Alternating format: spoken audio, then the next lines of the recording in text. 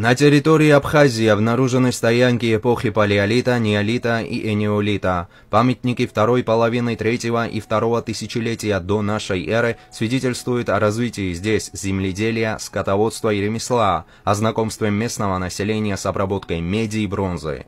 С конца второго тысячелетия до нашей эры Абхазия являлась частью западногрузинского Колхидского царства. В VII веке до нашей эры на побережье Абхазии были основаны греческие колонии и фактории Тиаскуриада, Питуант и другие. В конце II века до нашей эры Абхазия, как и вся Западная Грузия, находилась под влиянием понтийского царя Митридата VI Евпатора, а в 65 году до нашей эры попала под власть римлян.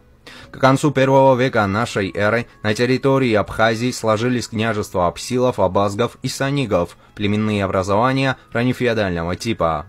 Правители их утверждались римскими императорами. С образованием в IV веке нашей эры в Западной Грузии царства Лазики Абхазия вошла в его состав. В начале VI века северная часть Лазики, сегодняшняя Абхазия, была подчинена Византии. Восстания местного населения против византийского владычества были подавлены, и с 60-х годов VI века власть Византии укрепилась во всей Западной Грузии. В конце IV века Западная Грузия Лазика официально принимает христианство. В VI веке сложились феодальные отношения, а к VIII веку относят образование так называемого Абхазского царства. К началу VII века Восточная Грузия была частью Ирана с кое-какими элементами самостоятельности, а в Западной существовало царство Игрисии, зависимость которого от Византии постепенно слабела. В 737 году арабский полководец Мурман-Хру прошелся по всему Кавказу, стирая с лица земли целые города. Часть восточно-грузинского населения ушла на запад. Арабы дошли до Анакопии, и под ее стенами грузинская армия сумела их разбить. Этой армией командовал царь Леон I, который таким образом завоевал себе мировую славу и стал основателем династии Леонидов. Он умер в 767 году. Абхазское царство стало инициатором освобождения Западной Грузии от арабов и их владения. Царем после Леона стал Леон II, который в итоге сделал для Абхазского царства больше, чем любой другой ее правитель. Леон окончательно порвал зависимостью от Византии и постепенно присвоил все то, что осталось от разгромленной арабами Западной Грузии. Абхазское царство распространилось до Сурамского хребта на востоке, границы его на юге известны хуже. В 808 году, после провозглашения независимости от Византии, Леон II сделал город Кутаиси ее столицей.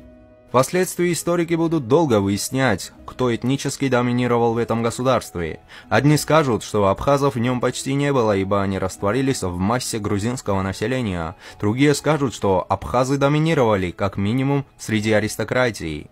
На самом же деле этот вопрос не имеет никакого значения, ибо абхазы были точно таким же православным племенем с кавказской культурой, как и прочие грузинские племена, как кахетинцы, имеретинцы, месхетинцы, лазы, мигрелы, сваны и так далее. У них была одна и та же письменность, одна вера, одна архитектура и один церковный язык. Стоит тут же отметить, что в повести временных лет один средневековый русский хронист пишет «Обхаз иже суть Ибер» или «Ибер иже суть Обхаз», то есть Абхаз это то же самое, что Ибер, то есть это один народ. Также не стоит забывать, что персы Черное море в ту пору называли Корджидария, то есть морем грузин. Если бы Абхазское царство было бы не грузинским государством, то Грузия бы не имела выхода к Черному морю. Соответственно, персы вряд ли стали бы называть Черное море морем грузин. Абхазы первые додумались до проекта объединения всех грузинских земель. Именно по этой причине столицей Абхазского царства стал древнейший центр грузинской цивилизации, город Кутаиси, а не Новый Афон, Анакопия. Та Абхазия, которую создал Леон, безоговорочно погибла в 16-17 веках после переселения сюда апсу-абхазов. Очень странно, что современная Абхазия пытается отождествлять себя с той, леоновской эпохой, и в Сухуми даже назвали проспект именем Леона II. Ведь Леон пытался объединить все грузинские царства в единое централизованное государство и стать царем единой Грузии, и все пришедшие на смену ему абхазские цари стремились к этому же. А сегодняшние апсу-абхазы пытаются отделить Абхазию, эту историческую древнюю область, от Грузии. В 811 году Леону наследовал его сын Феодосий, который в 819 году построил город Хони и собор Святого Георгия в нем. Феодосий попробовал расширить границы Абхазского царства на восток, но у него это не очень получилось. Он умер в 837 году. Ему наследовал его брат Дмитрий II. При нем страна постепенно втянулась во внутренние конфликты, и даже последовательность царей с этого момента сбивается. Появляются даже узурпаторы. Только в 887 году Баграт, сын Дмитрия, при помощи византийской армии вернул себе власть. Он умер в 893 году. С этого момента в истории Абхазского царства возвращается стабильность. Баграту наследовал его сын Константин, который правил страной с 893 по 916 год. Константину удалось присоединить к себе Центрально-Грузинское, Котлийское царство и совершить несколько походов в Восточную Грузию, Кахетию и Ретию. Он был очень близок к объединению Грузии. Ему наследовал его сын Георгий II. Правление этого царя можно назвать маленьким золотым веком Абхазии. Никогда ранее Абхазское царство не было таким большим и сильным. На всякий случай Георгий решил наладить отношения с южногрузинским царством Таук-Ларджетий и выдал свою дочь Курандухт за Гургена Багратиони. Этот шаг, как мы увидим, будет иметь большое геополитическое последствие для всего Кавказа. При Георгии церковь Западной Грузии подчинялась Константинопольскому патриархату, но уже делала некие поползновения к независимости. Именно он восстановил разрушенный некогда собор в монастыре Чхондиди. Собор стоит на своем месте и по сей день, являясь своего рода памятником лучших годов в истории Абхазского царства и символом обретения независимости западногрузинской церковью. Леон III занял трон в 960 году. Он унаследовал большое и сильное Абхазское царство.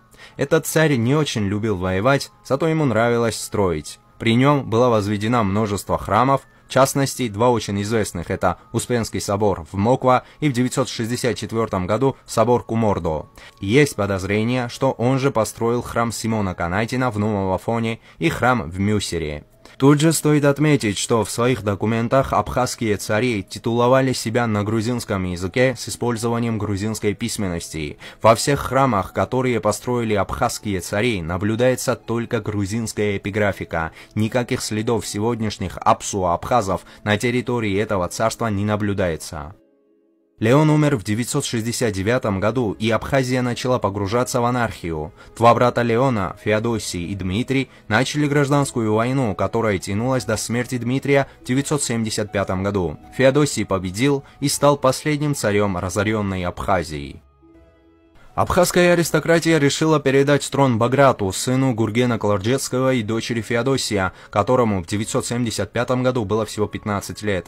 У Феодосия не нашлось сил для возражения аристократии, и в 978 году он передал Баграту трон и уехал в Таук-Ларджетий. Так закончилась политическая история Абхазского царства. Оно осталось существовать на бумаге и в титулатуре грузинских царей, но в реальности оно сливается с общегрузинским царством. Баграт III с 978 до 1001 года был царем только Абхазского царства. Он продолжил моду на архитектурные проекты и вместе с матерью, дочерью Феодосия Абхазского, заложил Бедийский собор именем Влахаренской Богоматери, для которого специально основал новое Бедийское епископство. Через несколько лет, а именно в 1005 году, Баграт построил собор Баграта в Кутаисии. В 1001 году Баграт унаследовал у своего отца царство Таук-Ларджетий, Южную Грузию, которое сразу отъела Византия, а в 808 году ему по наследству перешло царство Картли, Центральная Грузия. Так образовалось объединенное средневековое грузинское царство, в которое не вошли только Тбилиси и окрестности, а также Кахетия и Ретинское царство. Затем существует средневековое грузинское царство, которое значительно расширяется и достигает пика своего могущества в конце XI – в начале XII веков при правлении царицы Тамара. В это время Грузия является сильнейшим государством Ближнего Востока и одной из могущественных держав всего христианского мира, охватывая территории от Северного Кавказа до Центральной Персии и до Юго-Восточной Анатолии. Однако в XV веке Грузия распадается на отдельные княжества и царства, так как как ведет ожесточенные войны с двумя крупнейшими империями тогдашнего мира, с Османской Турцией и Сефевидским Ираном. Кроме того, на ослабевшие грузинские царства и княжества постоянно совершают набеги некоторые северокавказские мусульманские государственные объединения. И именно в это время из северокавказских степей начинается миграция черкесских племен, в основном апсуйцев, которых сегодня именуют абхазами. Западногрузинские цари и князья не в состоянии помешать этому процессу, и таким образом в Абхазии возникают апсуйские поселения. Все политическое и, что особенно примечательно, дошедшее до нас богатейшее культурное наследие Абхазского царства исключительно грузинское. Никаких следов деятельности ни грузинского этноса не зафиксировано даже в той части Абхазского царства, которая сегодня именуется Абхазией и которая тогда именовалась Абхазским Реставством, и охватывала территории к северо-западу от Анакопии, Новый Афон. В пределах этого Реставства, в частности Пицунде, находилась кафедра автокефального западногрузинского католикоса. В истории хорошо известны имена пицунских архиереев, исключительно грузин.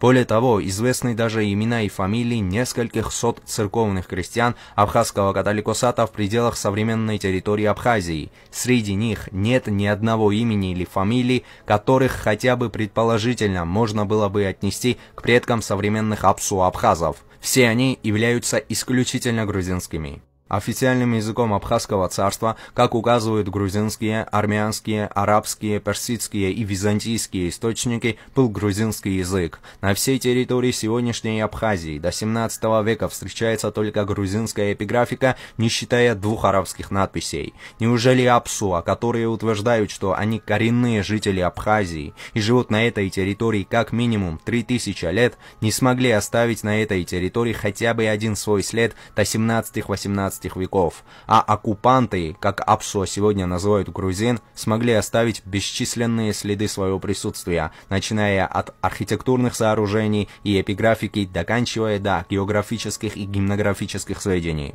Даже и арабы, которые были на этих землях всего несколько лет, смогли оставить здесь свою эпиграфику.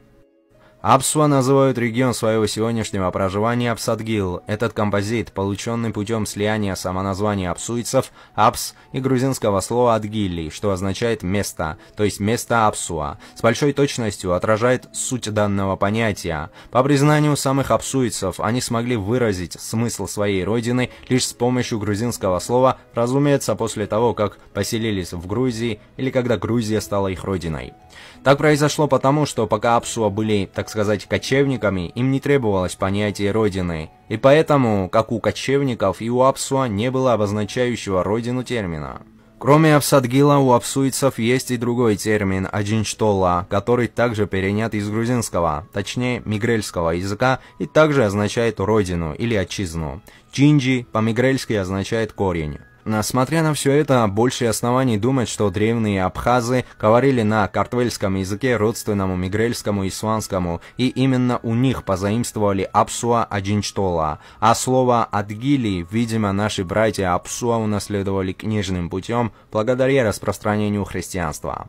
Таким образом, косок-черкесы родину обрели с 15 века в захребетной Грузии, откуда некоторые там сформировавшиеся племена перешли по южную сторону Кавказского хребта и с 16 века поселились тут. Мигрелы, сваны и другие жители Западной Грузии начали именовать их абхазами, так как они поселились в древнегрузинской историко-географической области Абхазии.